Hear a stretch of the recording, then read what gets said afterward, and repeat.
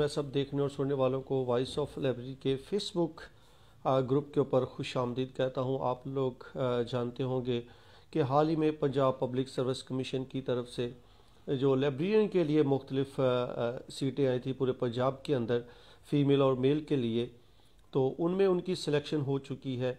अब नेक्स्ट लाहेअमल क्या होगा, आपको ऑफ़र लेटर कैसे मिलेगा, आर्डर आपको कैसे मिलेगा, कहाँ से मिलेगा, या आपने उसके बाद ज्वाइन कॉलेज को करना है तो जाके कैसे करेंगे, आपको कौन कौन सी चीज़ें दरकार होंगी। तो ये सारी चीज़ें डिस्कस करने के लिए बहुत से दोस्तों ने मुझे रिक्वेस्ट भेजी कि इसके ऊपर भी आप डिस्कस करें, इसके ऊपर भी हमें कोई गाइड करें। तो आज जो कंप्लीट चीज़ें हैं ये आपकी ज्वाइनिंग से लेके या ऑफ़र आर्डर से लेके आपके कॉलेज जाने तक और कॉलेज में आपके लाइब्रेरी जाने तक और लाइब्रेरी के अंदर आपको बुनियादी तौर पर कौन कौन से मसाइल का सामना करना पड़ेगा, ये इनिशली तौर पे आपको कौन कौन सी चीज़ें दरकार होंगी, तो उसके लिए ये सेशन मैंने आज रखा है। उम्मीद है कि आपको मेरी आवाज़ तो ठीक आ रही होगी। तो आगे हम बढ़ते हैं। सबसे पहले जो काम आपने करना है या जो आपके साथ होगा अब सिलेक्शन के बाद,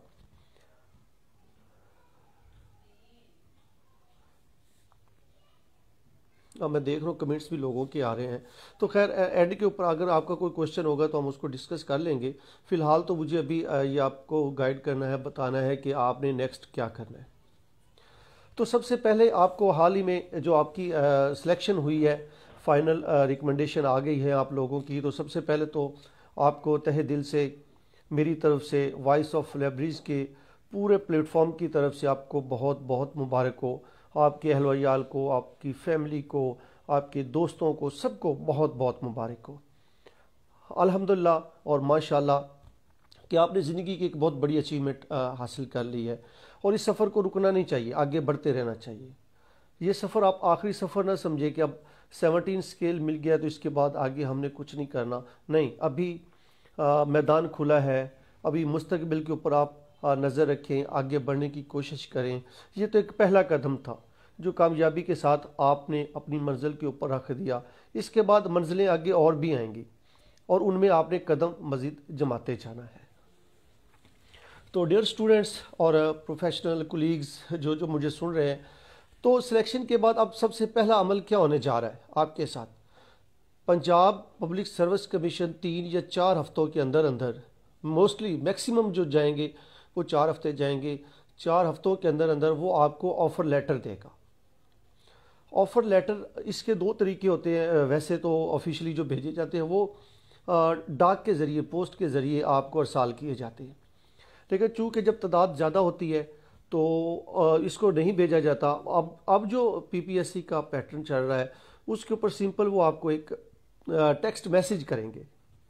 उस मैसेज के अंदर आपको लाहौर के किसी कॉलेज के अंदर, ख़ास तौर पे जो सेक्रेटेरिएट है उसकी बैक साइड पे कॉलेज है, वहाँ पे मोस्टली वो लोगों को बुलाते हैं जिनको आर्डर देने होते हैं।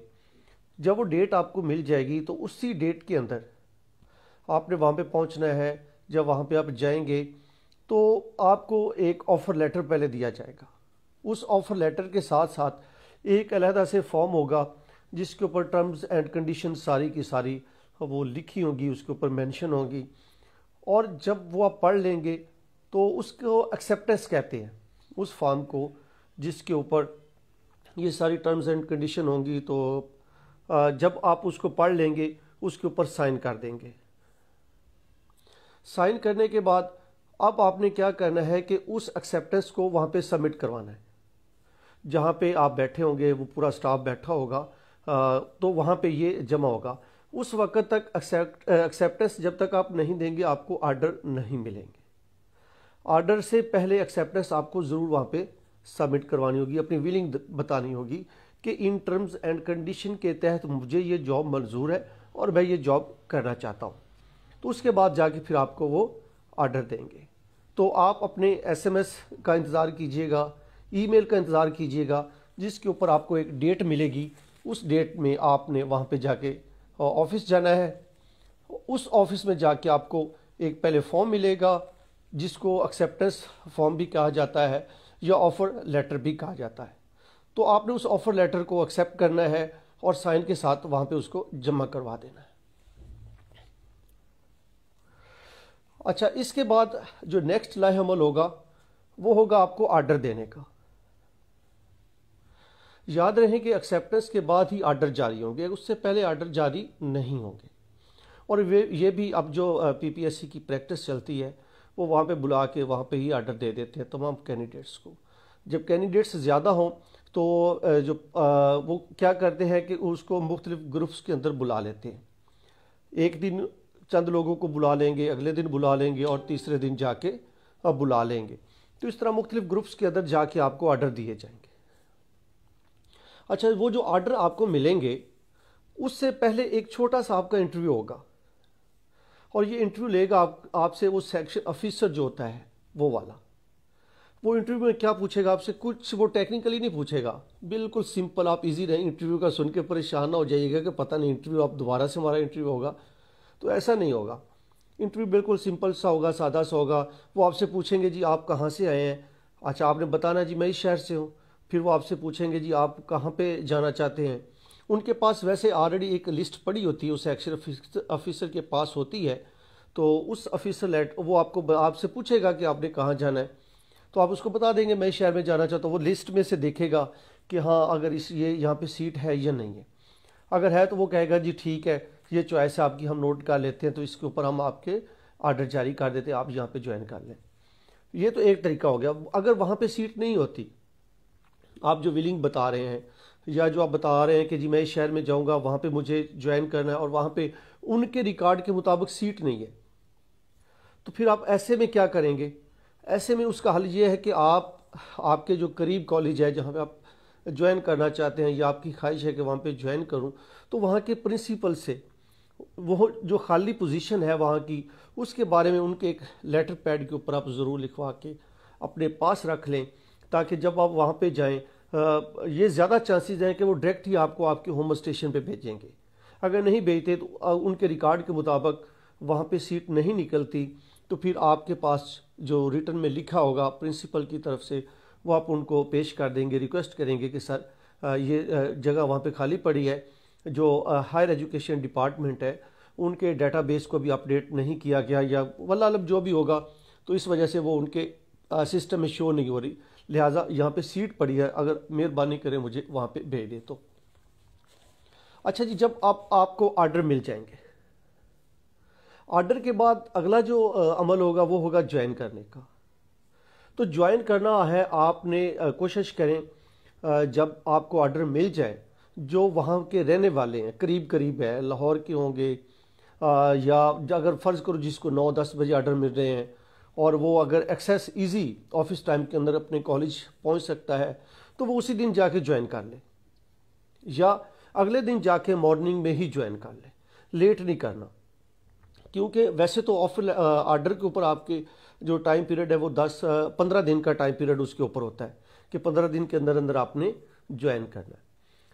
लेकिन मैं क्यों कह रहा हूँ कि आपने जल्दी ज्वाइन करना, उसकी वजह यह है कि आपकी जो सीनियरिटी लिस्ट बननी है वो इसके ऊपर बननी। कल को जो पहले ज्वाइन करेगा वो सीनियरिटी लिस्ट में ऊपर होगा, जो बाद में ज्वाइन करेगा वो सीनियरिटी लिस्ट में नीचे होगा। तो सीनियरिटी लिस्ट में फॉल करने के लिए आपको कोशिश करनी चाहिए कि आप जितनी जल्दी पॉसिबल हो आप जाके उस कॉलेज को ज्वाइन कर लें।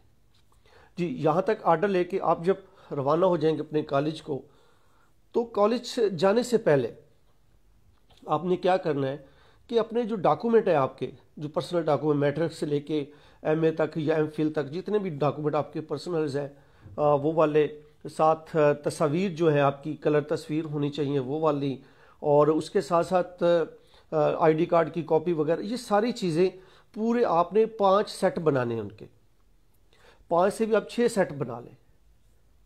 उन 5 सेट्स को आपने अपने पास अपने बैग में रखना है।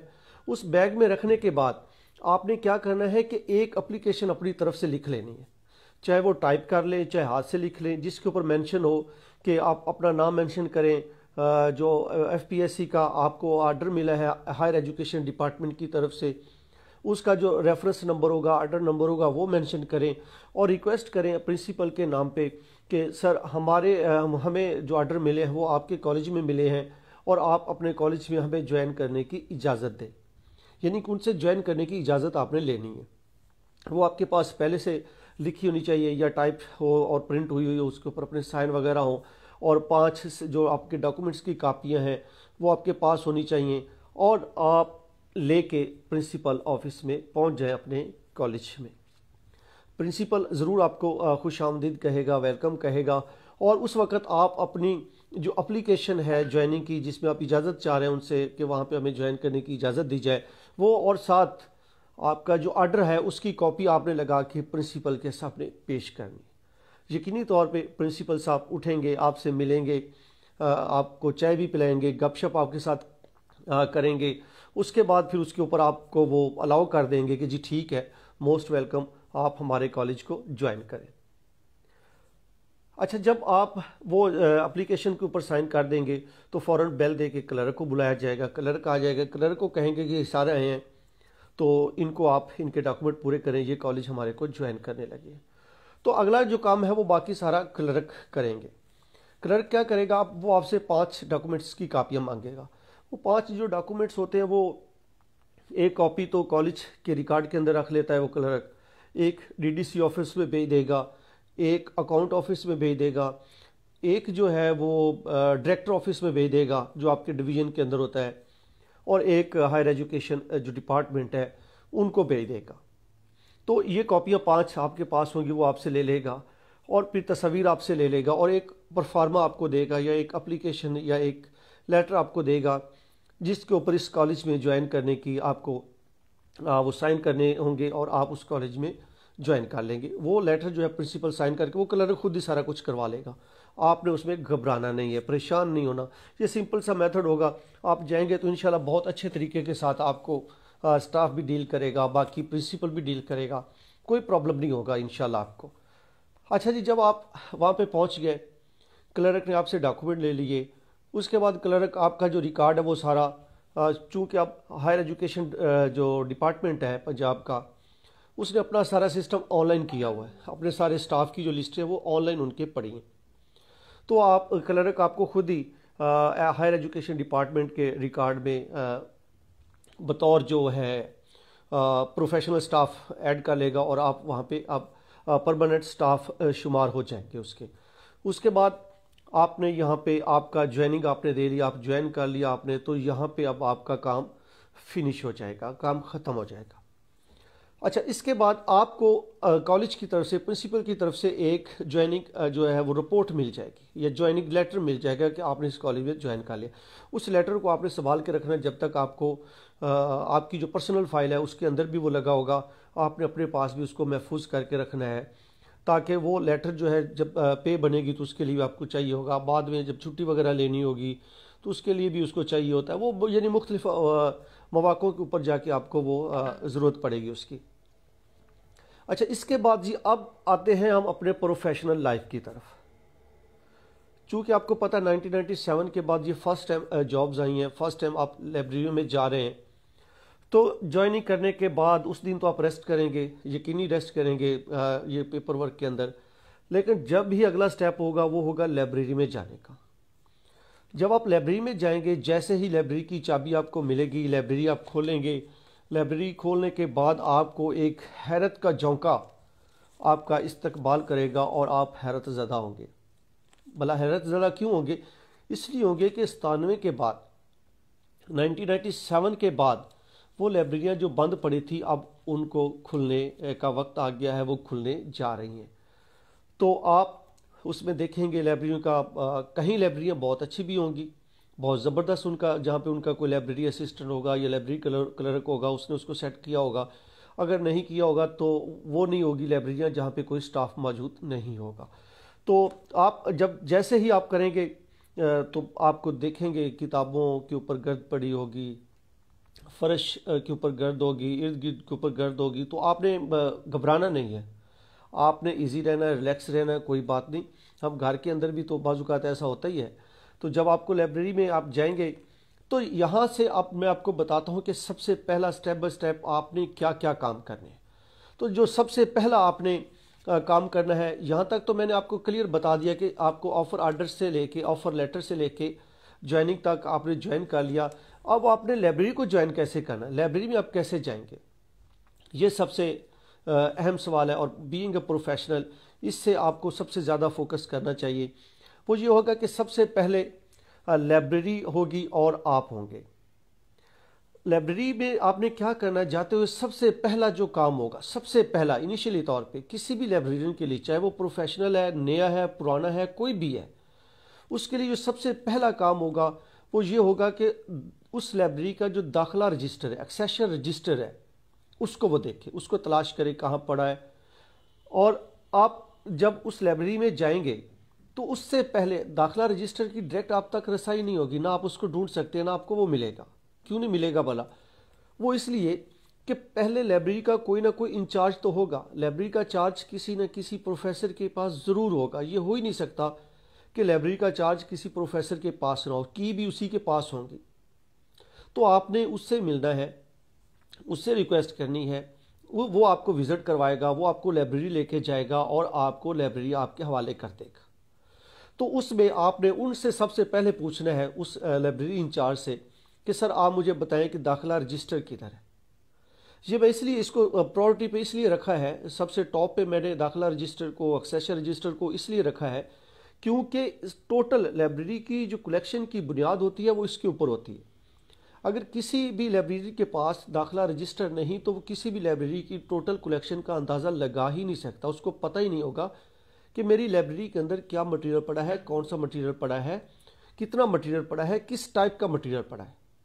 तो इसलिए सबसे पहले आपने क्या काम करना है कि दाखिला रजिस्टर को हैंड ओवर करना है। दाखिला रजिस्टर से आपको पता चलेगा कि आपकी लाइब्रेरी के अंदर टोटल कलेक्शन कितनी है, आपकी रेफरेंस बुक्स कितनी है, टेक्स्ट बुक्स कितनी है, इसके बाद अखबारात कितने आते हैं, मैगजीन कितने, ये सारे अलग-अलग आपको रजिस्टर मिल जाएंगे, अखबारात का अलग मिल जाएगा। ये सारे एक्सेशन रजिस्टर ही कंसीडर होते हैं। किताबों के लिए अलग से जो मेन रजिस्टर होगा एक्सेशन रजिस्टर किताबों का, तो वो आपने ज़रूर देखना है, उसको हैंड ओवर करना है, ताकि आपको टोटल आपकी जो लाइब्रेरी है जिसका आप जिम्मेदार होंगे, जो आपके खाते में चली जाएगी, जितनी किताबें अगर आपको मिलेंगी उतनी ही किताबें आप देने के पाबंद होंगे। आगे बढ़ती जाएंगी, जितनी किताबें सालाना बढ़ती जाएंगी वो आपके खाते में ऐड होती जाएंगी। तो सबसे पहले आपने क्या करना है जी, यहाँ तक कि दाखिला रजिस्टर जो कि किसी भी कुतब खाने में रीढ़ की हड्डी की हैसियत रखता है, आप उसको अपने हैंड ओवर करेंगे, उसके मुताबिक आप आगे जो अगला लाहे अमल है वो तरतीब देंगे। तो दाखिला रजिस्टर लेने के बाद आपको किताबों का अंदाज़ा हो गया कि मेरी लाइब्रेरी के अंदर जिसका मैंने चार्ज लिया है उसमें टोटल कितनी किताबें हैं। दाखिला रजिस्टर के बाद जो अगला काम आपने करना है, ये भी बड़ा ज़बरदस्त काम है, और वो है स्टॉक टेकिंग का। ये टाइम कंज्यूमिंग जो है प्रोजेक्ट है, इस पर काफ़ी टाइम स्पेंड होता है, लेकिन फिर भी आपने ये करना है। उसकी वजह है ये है कि 1997 के बाद जो किताबें हैं, हो सकता है जो उस वक़्त ही अब कम हो गई हो सकता है अगर बड़ी हों तो कितनी बड़ी हैं आपको कोई अंदाज़ा नहीं। तो जो आप किताबों का चार्ज, किसी लाइब्रेरी का चार्ज लेने जा रहे हैं, तो उसका स्टॉक टेकिंग करना ज़रूरी है। उसलिए चाहे आपको 1 महीना लगे, 2 महीने लगे, या आपको 3 महीने तक लग सकते हैं। अगर आप स्पीडली काम करेंगे तो इससे भी कम टाइम के अंदर आप कर लेंगे। लेकिन ये मेरा मशवरा है आप लोगों को कि आप स्टॉक टेकिंग ज़रूर कीजिएगा, जितनी भी किताबें पढ़ी हैं उनकी गिनती ज़रूर कीजिएगा। उसके बगैर आप चार्ज जो लेटर होगा आपको जो लाइब्रेरी इंचार्ज बनाया जाएगा, लाइब्रेरियन का जो लेटर होगा जिसके ऊपर स्टॉक टेकिंग रिपोर्ट के ऊपर जब आप साइन करेंगे, उस वक्त तक ना कीजिएगा जब तक आप स्टॉक टेकिंग ना कर लें, अपनी तसल्ली ना कर लें कि मेरी लाइब्रेरी जो मुझे मिली है उसके अंदर कितनी किताबें पढ़ी हैं। जब आप तसल्ली कर लेंगे तो उसके बाद उसके ऊपर साइन कर दीजिएगा।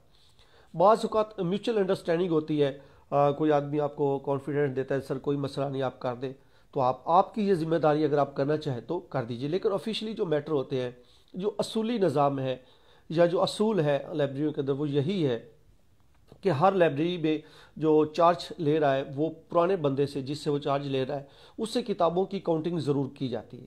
और इसी को कहा जाता है स्टॉक टेकिंग, कि आपने टोटल किताबों की कलेक्शन देखनी है कि पहले कितनी थी, और उससे आपने वेरीफाई करना है एक्सेशन रजिस्टर की मदद से। एक्सेशन रजिस्टर आपको स्टॉक टेकिंग में मदद फराहम करेगा, आपके लिए हेल्पफुल साबित होगा। तो एक्सेशन रजिस्टर के बाद स्टॉक टेकिंग का अमल जब आप करेंगे तो उसमें आपको काफ़ी सारा टाइम भी लगेगा, वक्त भी ज़ाया हो सकता है आपका, लेकिन आपने करना है, कोई बात नहीं है। ये एक प्रोफेशनल लाइफ है हमारी, तो उसमें हमने इस अमल से गुजरना है। अच्छा, यहाँ पे एक और चीज़ भी है। जब आप स्टॉक टेकिंग करेंगे, फॉर एग्जांपल, अगर आप स्टॉक टेकिंग करते हुए जो आपके साथ रिपोर्ट शेयर होगी उसमें अगर किताबों का जिक्र नहीं है, किताबें मेंशन नहीं होती कि कितनी किताबें हैं, उसमें चेयर्स मेंशन नहीं है, टेबल्स मेंशन नहीं है, उसमें अलमारीज जो है वो मेंशन नहीं है, तो फिर आप वैसे ही साइन कर दें, कोई इशू नहीं है। लेकिन अगर किताबों की तादाद मेंशन हो कि जी इतनी किताबें हम आपके हैंड ओवर कर रहे हैं, इतनी चेयर्स आपके हैंड ओवर कर रहे हैं, इतनी टेबल्स आपके हैंड ओवर कर रहे हैं, इतनी अलमारी आपके हैंड ओवर कर रहे हैं, इतने कंप्यूटर्स दे रहे हैं आपको, इतने मैगजीन आपको दे रहे हैं, और ये आप इसके इंचार्ज हैं, तो आप उस वक्त तक जब किताबों के नंबर्स आ जाए तो उस वक्त आप उसको साइन ना कीजिएगा जब तक आप तसल्ली ना कर लें कि हाँ वाकई ही इतनी किताबें तो इस लाइब्रेरी में मौजूद हैं। अगर आप वैसे कर देंगे तो ये आपकी मर्ज़ी है, ये आपकी बड़ाई के अंदर भी आ जाएगा कि अच्छा किया, बहुत ज़बरदस्त काम किया जी, इन्होंने साइन कर दिया और चार्ज ले लिया। तो लेकिन जो असूल है वो ये है कि आप उन किताबों की काउंटिंग ज़रूर करेंगे, किताबों की देखभाल ज़रूर करेंगे, अपनी तसल्ली करेंगे कि मुझे जो जो चीज़ें मिली हैं मैं उससे उन चीज़ों को, उन मटेरियल्स को आगे बढ़ाऊंगा, कम नहीं करूंगा। तो जी ये स्टॉक टेकिंग के बाद अगला जो स्टेप होगा वो भी इंतहाई ज़रूरी है, बहुत ज़बरदस्त तरीके से आपने उसको सर अंजाम देना है, और वो है जी लाइब्रेरी कमेटी की तश्कील देना। पहले भी ऑलरेडी कॉलेज के अंदर लाइब्रेरी की कमेटी बनी होगी, लेकिन आपने असर नो एक नई कमेटी की तश्कील के लिए प्रिंसिपल साहब को एप्लीकेशन देनी है, लेटर लिखना है कि सर नई कमेटी को तश्कील दिया जाए। जब आप नई कमेटी को तश्कील के लिए लिखते हैं तो याद रखिएगा कि उसमें तकरीबन जो चेयरमैन होता है वो प्रिंसिपल खुद होता है, आपने उसको ही as a head of the department उसको चेयरमैन रखना है, या प्रेसिडेंट आप उसको बना लें, जो भी आप लाइब्रेरी कमेटी के नाम देना चाहे आप उसको बना सकते हैं। और जो दूसरी जो मेन पॉइंट मेन की सीट होती है उस कमेटी की, वो होती है सेक्रेटरी की होती है, जो अमूमी तौर पे ज़्यादातर लाइब्रेरियन ही होता है। दो हो गए, और दो या तीन जो प्रोफेसर्स होंगे उनको लेना है, और उनकी मेंबरान की एक कमेटी आपने तश्कील दे देनी। अब इस कमेटी के फ़ायदे बहुत सारे हैं, बहुत ज़्यादा फ़ायदे हैं, जिसमें किसी भी लाइब्रेरियन के लिए निज़ाम शफाफियत का वो पाबंद हो जाता है, उसके ऊपर उंगली उठना बंद हो जाती है, और एक जो पूरी जो वो लाइब्रेरी के अंदर काम करेगा वो इंतहाई शफाफ अंदाज से होंगे, और इंतहाई वो बरक रफ्तारी से होंगे। ज़्यादा लोगों को कमेटी के अंदर शामिल ना कीजिएगा। उसकी वजह ये होती है कि ज़्यादा अगर लोग होंगे तो हर एक से साइन करवाना ज़रा मुश्किल हो जाता है, कोई कभी मौजूद होता है, कोई नहीं होता। तो कम लोग होंगे तो जल्दी वो जो कमेटी है फंक्शन होगी, जल्दी वो काम करेगी, और ज़्यादा स्पीडली वो काम करेंगे। अच्छा, जो यहाँ तक तो मेरा ख्याल है आप अंडरस्टैंड कर गए हैं कि हमें किन किन स्टेप से गुजरना है। लाइब्रेरी कमेटी की जो तश्कील है वो आपने देनी है। अच्छा, ये मैं यहाँ पे ये भी बता दूं, जो लाइब्रेरी जो कमेटी है उसके एक वीडियो जो है वो वॉइस ऑफ लाइब्रेरीज जो यूट्यूब चैनल है उसके ऊपर मैंने ऑलरेडी डाली हुई है कि फंक्शंस क्या होंगे, लाइब्रेरियन के क्या फ़राइज़ होंगे उस कमेटी के अंदर, मेम्बरान के क्या होंगे, प्रिंसिपल के क्या क्या होंगे, वो सारे उसके अंदर दिए हुए हैं, वो आप वहाँ से भी देख सकते हैं। अगर वो वीडियो यकीनी तौर पे आपको बहुत अच्छी लगेगी। अच्छा जी, यहाँ तक तो आपने जो चीज़ें कर ली हैं वो कर ली। इसके बाद आगे आप जब लाइब्रेरी में कोई काम को करना है, कोई काम चलाएंगे, तो उसके लिए आपको स्टेशनरी की ज़रूरत पड़ेगी। यकीनी तौर पे स्टेशनरी के बगैर आप कुछ भी नहीं कर सकेंगे। लाइब्रेरी जो मटेरियल होगा, लाइब्रेरी जो आइटम्स होंगी, उनके लिए आपको ज़रूरत पड़ेगी, उसके बगैर आप कुछ नहीं कर पाएंगे। तो उसके लिए आपने स्टेशनरी के लिए जो है आपने अब ख़रीदनी है अपनी लाइब्रेरी के लिए, अपनी लाइब्रेरी की ज़रूरत के मुताबिक जो जो चीज़ें आपको रिक्वायर होंगी वो आप लेंगे।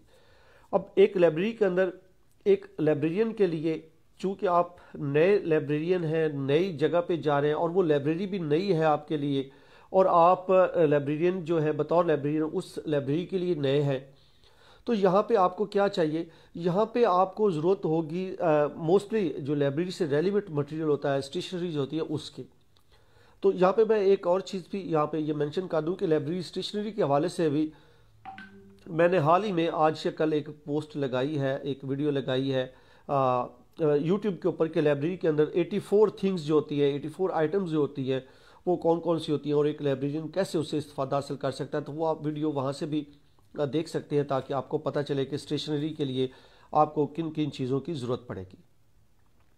अच्छा, इसमें स्टेशनरी के लिए सबसे पहले आपने क्या करना होगा, एक एप्लीकेशन मूव करनी होगी, और वो एप्लीकेशन भी आप उसके ऊपर पूरी कमेटी के साइन करवाएंगे, प्रिंसिपल के अलावा। प्रिंसिपल के नहीं, प्रिंसिपल तो फाइनल अप्रूविंग अथॉरिटी होगी, आप उसके अलावा दीगर जो आपकी कमेटी के मेंबरान होंगे आप उनसे साइन करवाएंगे। और जो जो स्टेशनरी है, एक एप्लीकेशन लिखेंगे, चाहे उर्दू में लिखें या इंग्लिश में लिखें, ये कोई इशू नहीं होगा।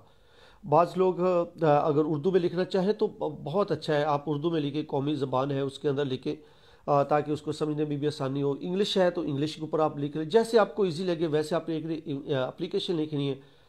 और उस एप्लीकेशन में जितनी आपने चीज़ें खरीदनी है, जितनी आइटम्स आप लेने जा रहे हैं, जो जो आइटम लेनी है उनके नाम मेंशन कर दे, आगे उसकी क्वांटिटी डाल दें, और वो उसकी इजाज़त ले ले खरीदने की, प्रिंसिपल को दें, प्रिंसिपल उसकी इजाज़त दे देगा। अब आपने सारी चीज़ें खरीद लेनी है। खरीदने के बाद क्या होगा कि उसके बाद आप उसकी बिल की अदायगी करें। बिल की अदायगी के लिए आप एक अलहदा से एप्लीकेशन फिर लिखते हैं कि हमने ये उसके अंदर जो मेंशन करना है वो ये करना है कि हमने आपकी इजाज़त से ये चीज़ें खरीदी थी, उसकी कुल रकम इतनी बनती है और वो रकम हमने अदा करनी है, लिहाजा उस रकम की अदायगी के अहकामात जारी किए जाएँ, वगैरह वगैरह। जो भी आप उसको बेहतर तरीके से अंजाम देना चाहें वैसे आप उसको अंजाम दें, लिख लें, तहरीर कर लें, और वो प्रिंसिपल आपको उसके बाद उसका चेक काट के दे देगा, और चेक आपने जाके वेंडर को दे देना। कोशिश करें आप कि कोई चेक आप अपने नाम पे ना लें। बराह रास्त अगर कोई चीज़ खरीदनी है तो या तो कमेटी की इजाज़त से ख़रीद रहे हैं तो डायरेक्ट आप जो वेंडर है उसको आप चेक उसके नाम पे दें, वो खुद जाने और उसका काम जाने। और ये इसलिए अगर आप खुद भी ले लें तो कोई इशू नहीं है, चेक अगर आप अपने नाम पे भी ले लें तो कोई उसका मसला नहीं होगा उससे स्टेशनरी का। लेकिन बेहतर ज़रिया जो है, या बेहतर कि आपके ऊपर उंगली ना उठे, आप पे कोई बात ना करे, अपने आप को मुतमईन रखने के लिए, अपने आप को सेटिस्फाइज रखने के लिए आप क्या करें कि डायरेक्ट वेंडर के नाम पे चेक बनवाएं और वेंडर को दे दें। जितनी भी चीज़ें लेनी है आप उनसे ले लें। और ये अब बहुत सारे मार्केट के अंदर अफराद होते हैं जो आपको लाइब्रेरी के अंदर या गवर्नमेंट इदारों के अंदर मटेरियल प्रोवाइड करते हैं, और आप फिर उसको वो डायरेक्ट वेंडर के नाम पे ही चेक बन जाता है, और उसको चेक वेंडर के नाम पे बराह रास्त जारी कर दिया जाता है। इसके बाद क्या होगा जी कि लाइब्रेरी के आपने जब आपको चार्ज मिल गया, आपने चीज़ें खरीद ली, अब सारा कुछ है, आप वर्किंग करने जा रहे हैं, तो अगले स्टेप के ऊपर आपने लाइब्रेरी के अंदर कुछ अहम फाइलें मौजूद होंगी, उन फाइलों को ढूंढना है, उन फाइलों को देखना है, वो किसी न किसी अलमारी में ज़रूर पड़ी होगी। तो उन फाइलों को लेने का मकसद मसलन उस फाइलों में होगा कि मेंबरशिप, जो स्टूडेंट्स की मेंबरशिप है उनकी फ़ाइलें होंगी, सिक्योरिटी फ़ंड जो होता है, सिक्योरिटी फ़ीस जो होती है वो रिफ़ंड करने की चीज़ें जो होंगी वो वहाँ पे पड़ी होंगी। वो फाइल होगी कि सिक्योरिटी किन को वापस करनी है, वो आप वो फाइल अपने हैंड ओवर करेंगे। इसके अलावा स्टॉक टेकिंग की पुरानी जो रिपोर्ट्स हैं वो आपके पास पड़ी होंगी, ऑडिट की रिपोर्टें पुरानी आपके पास पड़ी होंगी, शेल्फ लिस्ट आपके पास होगा, और कुछ जो तलबा की फ़ाइलें होंगी वो आपके पास पड़ी होंगी। तो ये सारी फ़ाइलें आपने अपने हैंड ओवर करनी है। और जब आप ये फ़ाइलें पढ़ेंगे, इन फ़ाइलों को देखेंगे, स्टडी करेंगे, तो बहुत सारे जो मसाइल हैं उनका आपको खुद ब खुद पता चल जाएगा, आप उनके बारे में खुद ब खुद आगाह हो जाएंगे। और यकीनी तौर पे जब आप इन फ़ाइलों को देखेंगे तो आपको किसी से हेल्प लेने की भी ज़रूरत नहीं पड़ेगी। ये इंतहाई अहम फ़ाइलें होती हैं, और इसके अंदर पूरा जो पहले प्रोसीजर चल रहा होता है वो सारे का सारा रिकॉर्ड उसके अंदर महफूज होता है, और वो रिकॉर्ड देख के आगे उसको उसकी तर्ज पे आगे आपने काम चलाना है। तो वो फाइलें अमूमी तौर पे जो लाइब्रेरियन होता है या लाइब्रेरी की जो पर्सनल अलमारी होती है, जहाँ पे रिकॉर्ड उसको अलमारी भी कहा जाता है, ऑफिस का या लाइब्रेरी रिकॉर्ड रूम कहा जाता है, वहाँ पे ये मौजूद होंगी। तो ये फ़ाइलें आपने ज़रूर अपने हैंड ओवर करनी, जितनी भी इम्पोर्टेंट फ़ाइलें होंगी वो आपने अपने पास रखनी है, और उसको ज़रूर महफूज रखना है, उनको ख़राब नहीं करना, उनको वेस्ट नहीं समझना कि ये फारिग है, ये पुरानी है तो इनको मैं फेंक दूँ, अब और नई जो है वो फाइलें मैं बनाऊँगा, तो नहीं, ऐसा नहीं करना। आपने उन फाइलों को अपने पास महफूज रखना है। इसके बाद नेक्स्ट जो है जी, आपके पास जो आपको चीज़ रिक्वायर होगी वो होगी स्टाफ आपको चाहिए होगा। लाइब्रेरियों के अंदर स्टाफ आपको नहीं मिलेगा, पहली बात तो ये है। पहली बात फिर दोहरा देता हूँ कि लाइब्रेरियों के अंदर आपको कोई स्टाफ नहीं मिलेगा, बहुत मुश्किल है कि मिले। अगर प्रिंसिपल साहब के साथ आपकी अच्छी अंडरस्टैंडिंग हो जाती है अच्छी गपशप बन जाती है, तो हो सकता है कि वो कोई ना कोई आदमी आपको दे दे जो आपके साथ परमानेंट रहे। अगर आपके पास कोई स्टाफ नहीं है, फ़र्ज़ करें अगर कहीं पे है, बाज़ कॉलेज ऐसे हैं जहाँ पे असिस्टेंट लाइब्रेरी असिस्टेंट भी है और लाइब्रेरी क्लर्क भी मौजूद है, सीटें भी मौजूद हैं और अफराद भी है, लेकिन वो लाइब्रेरी में काम नहीं कर रहे हैं, वो ऑफिस के अंदर कहीं और काम कर रहे होते हैं, लेकिन उनको कोई और एक्टिविटी दी गई होती है कि वो वहाँ पे ही सर्व कर रहे होते हैं। जब वो वहाँ पे सर्व कर रहे होते हैं तो उनको लाइब्रेरी के बारे में कुछ मालूमात नहीं होती, वो लाइब्रेरी के बारे में कुछ भी नहीं जानते। तो आपने क्या करना है कि सबसे पहले एक एप्लीकेशन मूव करनी है प्रिंसिपल साहब के नाम पे और उनको कहना है कि सर आपका बहुत बहुत शुक्रिया, यानी कि जितना भी आप वो कहते हैं ना मक्खन लगा सकते हैं और उसको रिस्पेक्टफुली जितना भी आप उसको मनाने की कोशिश कर सकते हैं आप मनाएं और उनसे रिक्वेस्ट करें कि सर लाइब्रेरी में एक अदद स्टाफ की ज़रूरत है या दो अदद स्टाफ की ज़रूरत है, लाइब्रेरी क्लर्क है या लाइब्रेरी असिस्टेंट है। तो वो आपने उनको रिक्वेस्ट करना है कि ये अगर पहले से मौजूद है तो कहना है कि सर आप हमें वो वापस कर दें, अब लाइब्रेरी का काम हमने स्टार्ट करना है, तो वो आपको वापस कर देंगे। अगर वहाँ पे नहीं है तो आपने कहना जी कि मुझे एक बंदे की ज़रूरत है, तो एक बंदा आपने किसी ना किसी तरह से ज़रूर अपने पास ले लेना है, मंगवा लेना है, ताकि लाइब्रेरी को फंक्शन करने के लिए जो अरसों से तवील मुद्दत से बंद पड़ी थी उनको रन करने के लिए यकीनी तौर पे आपको किसी न किसी फ़र्द की ज़रूरत पड़ेगी। तो सब देखने वाले इनसे मैं मुल्तमस भी हूँ कि वॉइस ऑफ लाइब्रेरी का ये जो फेसबुक ग्रुप है इसको भी ज्वाइन कर लें और मोस्टली जो हमारा यूट्यूब चैनल है उसको भी देख लें, विज़िट कर लिया करें और उसकी जो चैनल्स को सब्सक्राइब कर लें, वीडियो जो है उनको भी लाइक और शेयर कर दिया करें। और इसके साथ साथ वॉइस ऑफ लाइब्रेरी की वेबसाइट भी लॉन्च हुई है, तो उसको भी आप ज़रूर विज़िट करते रहा करें, उसके ऊपर भी काफ़ी अच्छा मटेरियल पड़ा है। अगर आपके पास कोई अच्छा मटेरियल आप समझते हैं तो वो हमें शेयर कर दें, हम आपके नाम के साथ वहाँ पे उस वेबसाइट के ऊपर लगा देंगे। तो चलें जी, फिर आगे मज़ीद बढ़ते हैं। सब देखने वालों का मैं फिर से एक दफ़ा शुक्रिया अदा करता हूँ। आगे बढ़ते हैं जी कि अच्छा, स्टाफ के बाद आप क्या करेंगे, उस स्टाफ से आप मुख्तलिफ काम लेंगे। इसके बाद एक चीज़ जो बड़ी ज़रूरी है आपके लिए समझना, इसकी वैसे वीडियो भी मैंने यूट्यूब के ऊपर एक डाली है, वो है लाइब्रेरी बजट के हवाले से। कॉलेज के अंदर आपको एक 6 महीने बाद, साल बाद कहा जाएगा, साल में एक दफ़ा परचेजिंग तो ज़रूर होती है। जब एक दफ़ा परचेजिंग होती है तो उसमें आपको सिर्फ ये कहा जाता है कि जी परचेजिंग करनी है, आप हमें किताबों की फ़हरिस्त बना के दे दें और बता दिया जाता है कि इतनी अमाउंट के अंदर आपने किताबें खरीदनी। तो इसके ऊपर मैंने एक वीडियो बनाई है कि आप जितनी भी आपको अमाउंट मिले उसको आपने कैसे डिवाइड करना है। तो आपने जो आपको बजट नज़र आएगा या मिलेगा तो उस बजट को आपने कैसे डिवाइड करना है ये भी आप पहले अपने जहन के अंदर आपके पास मौजूद हो और आपको मालूम होना चाहिए कि हम इसको कैसे, कौन कौन सी चीज़ें हमारे पास जो रकम है या जो अमाउंट है उससे हम कौन कौन सी चीज़ें खरीद सकते हैं, कितनी परसेंट के अंदर जाके खरीद सकते हैं।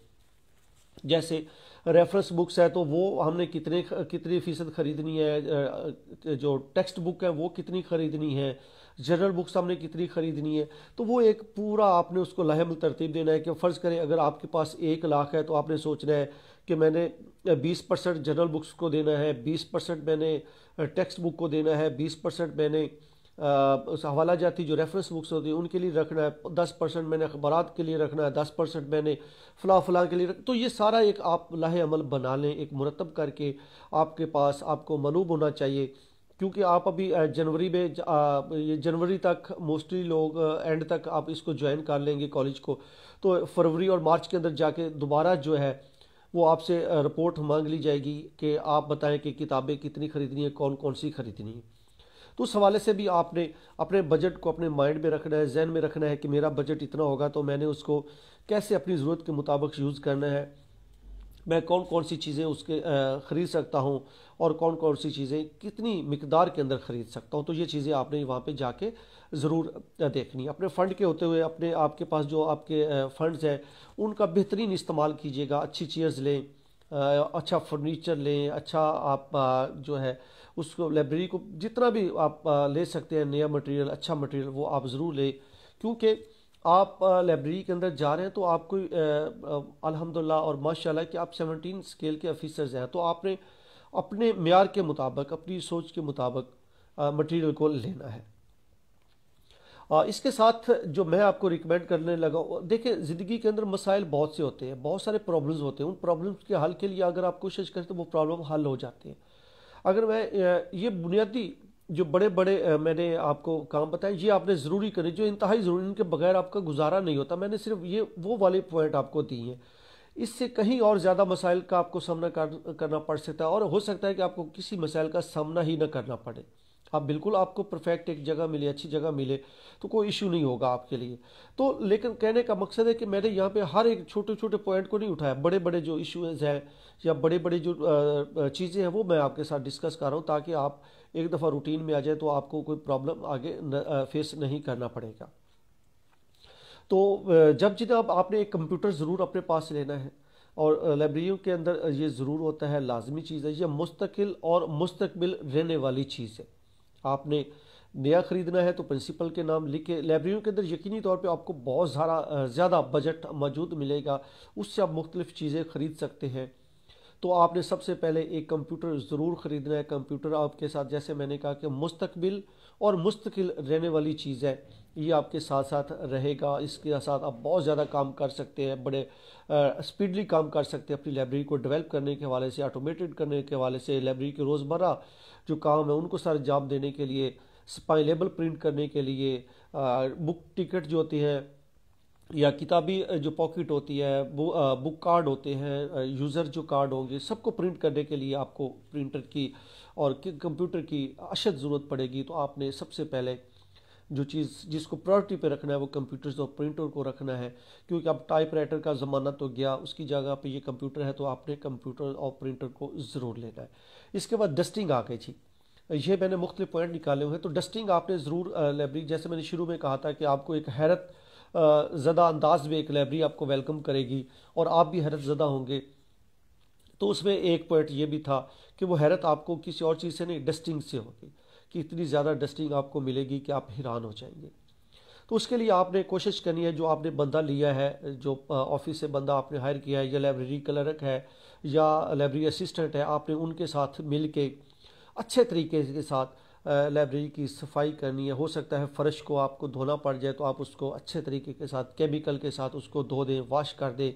जो बंदा आपको मिला है, लाइब्रेरियों की जो अलमारियां हैं लाइब्रेरी के अंदर, अंदर से, बाहर से, ऊपर से, नीचे से, साइडों से, हर तरफ से आपने एक अच्छे तरीके के साथ क्लीनर के साथ उसको क्लीन करना है, साफ़ करना है। और लाइब्रेरियाँ जो है उसको अलमारियाँ जो, उनको खोल के उनके अंदर किताबों के ऊपर जो डस्ट पड़ी होगी उनको भी झाड़ दें और साफ़ सुथरा कर दें। और हो सके तो उनके अंदर फ़रनैल की गोलियाँ आम मिल जाती हैं बाज़ारों से, मार्केट के अंदर से।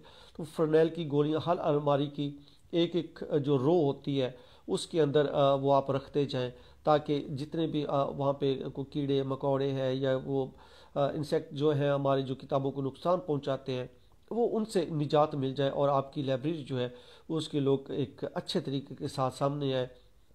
क्योंकि ये वो काम है जो अभी तक मैंने डिस्कस किए। इनके बाद आपने लाइब्रेरी को फंक्शन करना है, लाइब्रेरी को जाके चलाना है। यूज़र आएंगे, लोग आएंगे, प्रोफेशनल आएंगे, बाकी बहुत सारे लोग आएंगे। तो ये बुनियादी काम है जो आपने सबसे पहले करने, और उसके बाद आपने जाके लाइब्रेरी को रन करना है। ये नहीं है कि आज आप लाइब्रेरी में गए और अगले दिन ही किताब जारी करना शुरू कर देंगे। तो थोड़ा सा टाइम लगा के लाइब्रेरी को सेट करने के बाद फिर आप जो है वो किताब जारी या सर्कुलेशन बाकी चीज़ों के ऊपर जाएंगे। तो ये डस्टिंग के ऊपर आपने ज़रूर फोकस करना है। जैसे मैंने कहा, आप केमिकल स्प्रे लेके किताबों के ऊपर थोड़ा सा वो छिड़क दें, और उसके बाद अपना जो, ताकि वो किताबें आपकी फ्रेश हो जाए, जो अच्छी लुक उनके सामने आ जाए, जो अंदर उनकी स्मेल आ रही होती, क्योंकि मुद्दत से वो बंद पड़ी होंगी किताबें अलमारी के अंदर, तालों के साथ ताले लगे होंगे, लॉक होंगे, तो लॉकों को खोल के उनकी जो स्मेल होगी उससे बचने केमिकल लगाए, आप उसको अच्छे तरीके के साथ गर्द जो है उसकी उसको ख़त्म करें। अच्छा, इसके बाद जो नेक्स्ट है पॉइंट है वो है जी, जिससे हमारी प्रोफेशनलिज्म वाज़ेह होता है या ज़ाहिर होता है, जिससे हमें मालूम होता है या लोगों को मालूम होता है कि ये कोई लाइब्रेरियन है, ये कोई इंफॉर्मेशन ऑफिसर है। वो चीज़ होती है जी आपकी क्लासिफिकेशन या दर्जाबंदी। दर्जाबंदी एक ऐसी चीज़ है कि जो लाइब्रेरी की बुनियाद होती है। अब लाइब्रेरी जब दर्जाबंदी के अमल से कासर रहती है, तो यकीनी तौर पे वो लाइब्रेरी उस सोसाइटी में वो मकाम हासिल नहीं कर पाती जिसकी वो मुस्तहक होती है। और कहते हैं कि एक अच्छा लाइब्रेरी, अच्छा क्लासीफायर किसी भी लाइब्रेरी के अरूज का सबब बनता है। और एक बुरा क्लासीफायर किसी भी लाइब्रेरी के जो है वो जवाल का सबब भी बनता है, क्योंकि कोई भी किताब अगर किसी ने ढूंढनी है तो उसका एक ही हाल होता है, वो दर्जाबंदी के ज़रिए ढूंढेगा। अगर आपने लाइब्रेरी की दर्जाबंदी अच्छे तरीके से की है तो यकीनी तौर पे आपकी सताइश होगी, आपकी लाइब्रेरी की सताइश होगी और आपके प्रोफेशनलिज्म की सताइश होगी और लोग आपको सराहेंगे। तो दर्जाबंदी करनी क्या है कि आप जब जाएंगे तो पहले ऑलरेडी कुछ किताबों की दर्जाबंदी हुई होगी, कुछ किताबों की नहीं हुई होगी, तो आपने जिन दर्जाबंदी किताबों की हुई उनको नहीं छेड़ना। अगर उनको छेड़ेंगे तो फिर आपको बहुत लंबा प्रोसीजर अपनाना पड़ेगा, एक लेंथी काम आपका हो जाएगा। तो जिनकी क्लासिफिकेशन हुई हुई है उनको क्लासिफिकेशन रहने देनी है उनकी, जो जिनकी नहीं हुई होगी आप उनकी क्लासिफिकेशन करनी। और आप अगर देखें किसी लाइब्रेरी के अंदर जाएंगे तो आपको अंदाज़ा हो कि ये शायद ये किताबों के गलत नंबर लगे हुए, ये सही नहीं लगे हुए, तो आपने अभी अभी फ़िलहाल उनको नहीं छेड़ना, वो जैसे पढ़ी आपने उनको वैसे पढ़े रहना। जो नई किताबें जिनको क्लासिफिकेशन नंबर लगे नहीं है, जिनकी क्लासिफिकेशन हुई नहीं है, आपने सबसे पहले उनकी क्लासिफिकेशन करनी। जब उनकी क्लासिफिकेशन हो जाएगी आपने उनकी जगह पे जहाँ पे वो जाना चाहती हैं, जहाँ पे उनकी लोकेशन बनेगी, आपने वहाँ पे उसको रख देना है। जब बाकी टाइम बचेगा, जब आप फ्री हो जाएंगे टोटल क्लासिफिकेशन करके, उसके बाद जो सोचते हैं आपके इनके गलत नंबर लगे हुए उनके आप नंबर को करेक्ट करेंगे, उनके नंबर को आप ठीक कर लें अगर आप ठीक समझते हैं। तो इसके लिए अगर आप डीडीसी सेट इस्तेमाल करें, चूँकि पाकिस्तान के अंदर सबसे ज़्यादा डेविड डेसिमल क्लासिफिकेशन स्कीम इस्तेमाल होती है, तो उसका मैं ओरिजिनल एडिशन जो है 23rd जो है वो ख़रीदने की आपको कभी नहीं कहूँगा कि आप वो ख़रीदें, क्योंकि अभी तो आपके पास फ़ंड भी नहीं होंगे, वसाइल की कमी होगी, तो वो आप मत ख़रीदिएगा। उसके लिए एक अब्रिज एडिशन है, छोटा सा मुख्तसर सा एडिशन है जो कॉलेज और स्कूल लाइब्रेरियों के लिए बड़ा मुफीद होता है, तो आप वो ख़रीद लें। वो भी आपको मार्केट से आसानी के साथ मिल जाएगा, ना मिले तो आप मुझसे रब्ता कर लीजिएगा, मैं आपको बता दूंगा कि वो कहाँ से मिल सकता है। दूसरा, अगर आपको वो भी नहीं मुयसर नहीं है तो अल्लामा इकबाल ओपन यूनिवर्सिटी का जो क्लासिफिकेशन का सेट है डीडीसी का, तो वो आप लेके अपनी लाइब्रेरी में रख लें और वहाँ से आप लेके अपनी दर्जाबंदी जो है वो स्टार्ट कर दें और क्लासिफिकेशन का निज़ाम शुरू कर दें। और इसमें एक और चीज़ बता दूं कि जो लाइब्रेरी की अरेंजमेंट आपने रखनी है वो लेफ़्ट टू राइट रखनी है, कि यानी कि पहली लाइब्रेरी जो है आपके लेफ़्ट हैंड के ऊपर होगी और उधर से आगे वो मूव होती हुई राइट हैंड की तरफ एंड करेगी, तो आपने इस तरतीब से उसको रखना है। इसके बाद कैटलॉगिंग है, कैटलॉगिंग भी आपको ज़रूर करनी पड़ेगी, वो आपने करनी है। कैटलॉगिंग के लिए कोर्स के लिए सिंपल अगर मैं आपको एक शॉर्टकट मेथड दूं तो वो ये होगा कि किसी भी आप library, national library of Pakistan है, पंजाब पब्लिक लाइब्रेरी है, पंजाब यूनिवर्सिटी की सेंट्रल जो लाइब्रेरी है, इस्लामिया यूनिवर्सिटी बहावलपुर है, अल्लामा इकबाल ओपन यूनिवर्सिटी, इन तमाम लाइब्रेरियों के उपैक बने हुए हैं। आपने अपना टॉपिक उन उपैक्स में डालना है और उनसे उनका बना बनाया दर्जाबंदी नंबर, क्लासिफिकेशन नंबर, वो सारा वहाँ से, हत्ता कि उनकी कैटलॉगिंग भी बनी होगी, वो सारी की सारी वहाँ से उठा के आपने अपने पास उस किताब के ऊपर उस कार्ड का बना के आपने रख लेनी है। और ये शॉर्टकट आपको बता रहा हूँ कि इससे आपका टाइम अब बहुत बच जाएगा, जल्दी जल्दी स्पीडली आप काम करते जाएंगे ताकि आपकी लाइब्रेरी फंक्शन हो, आपकी लाइब्रेरी को जल्दी से जल्दी जो है वो इस्तेमाल के काबिल बनाया जाए, कि सर्कुलेशन का निज़ाम ठीक हो वगैरह वगैरह। तो दर्जाबंदी कैटलॉगिंग के लिए आप ऑनलाइन मेथड जो है वो ज़रूर यूज़ कीजिएगा। लाइब्रेरी के मुख्तलिफ जो बने होते हैं ओपैक्स हैं, आप उनसे मदद लेके अपनी किसी भी लाइब्रेरी को अच्छे तरीके के साथ उनकी कैटलॉगिंग और उनकी क्लासिफिकेशन वगैरह कर सकते हैं। अच्छा, इसके बाद है जी सर्कुलेशन, जो इंतहाई अहम होगी। और सर्कुलेशन के ऊपर, क्योंकि कॉलेज लाइब्रेरी के अंदर सबसे ज़्यादा सर्कुलेशन होती है, चाहे वो पब्लिक लाइब्रेरी हो या दीगर किस्म की जो लाइब्रेरी, सबसे ज़्यादा जो सर्कुलेशन होती है वो कॉलेज सतह की लाइब्रेरी के ऊपर होती है।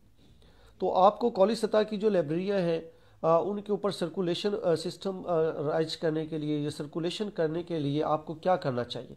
सबसे पहले तो आप स्टूडेंट जो कार्ड होंगे उनकी मदद से लाइब्रेरी स्टूडेंट कार्ड बनाएंगे, वो आपको बाज़ार से ख़रीदने पड़ेंगे, या आप उसका वैसे भी आजकल आप एक पैटर्न बना के तो मुख्तलिफ तकरीबन 30, 35 या 40 रुपए की रेंज तक एक अच्छा आईडी कार्ड की तर्ज पे आप लाइब्रेरी कार्ड स्टूडेंट्स के बनवा सकते हैं, वो बनवा लें। अगर वो नहीं होता तो मार्केट के अंदर से एक सादा कार्ड के ऊपर आप लाइब्रेरी जो है स्टूडेंट्स होते हैं उनके आप कार्ड बनाएंगे।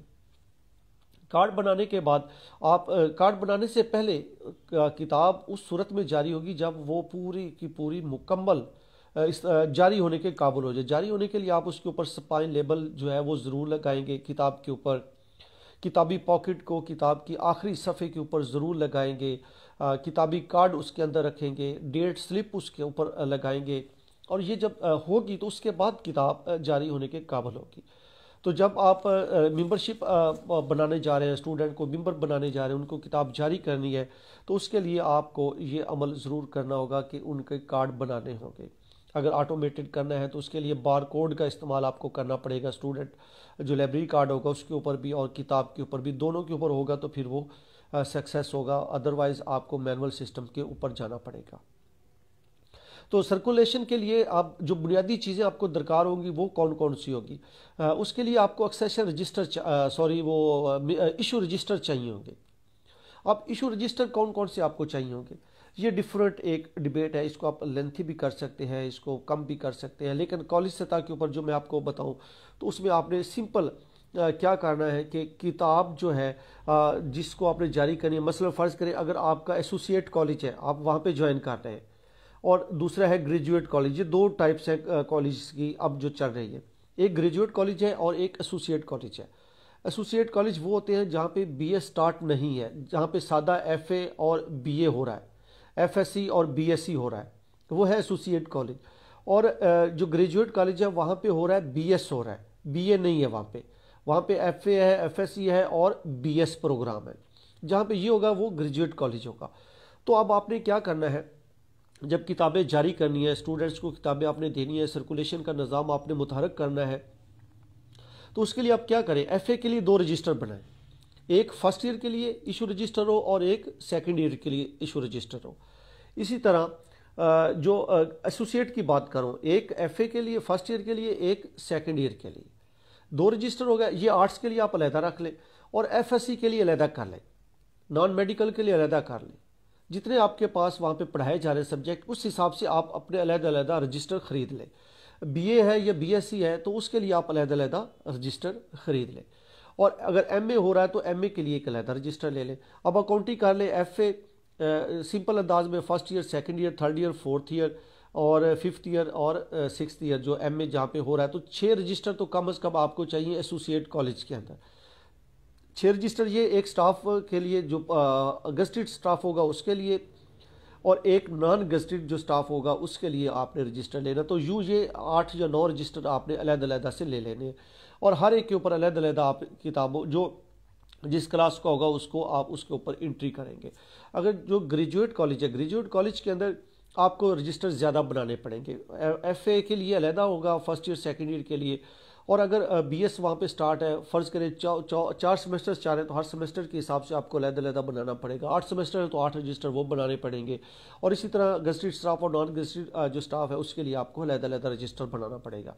जब आप ये अलग रजिस्टर होंगे तो आपको बड़ी हेल्प होगी, मदद होगी, और बड़ा आसान लगेगा कि डेली आप जो किताब आपको जारी करना।